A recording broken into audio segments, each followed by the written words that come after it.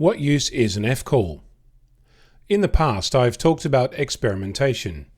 It's an activity that lies at the heart of amateur radio. In essence, amateur radio is a license to experiment. On the face of it, our license is permission to operate radio equipment on certain frequencies and using certain transmission modes. But that's an outcome that came after the experimentation.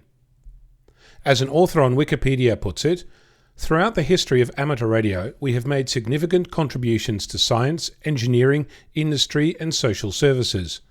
Research by amateur radio operators has founded new industries, built economies, empowered nations, and saved lives in times of emergency. Over the past little while, I've heard some amateurs exclaim that doing something was not allowed, or not done. I've heard people claim exclusive use of a frequency, or heard them say that a proposal being made was not suitable for some or other reason.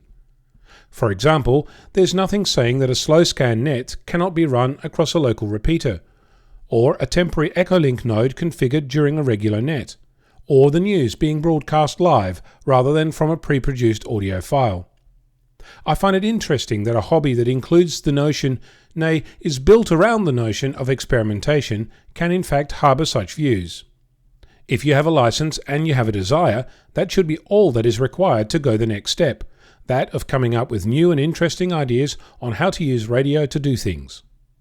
As a student of life, I found myself surrounded by people telling me that things cannot be done. I find it surprising that this view is possible within amateur radio. If you have an experiment that you'd like to try, I'd like to encourage you to go about your business and do just that. I'm Ono, Victor Kilo 6, Foxtrot Lima Alpha Bravo.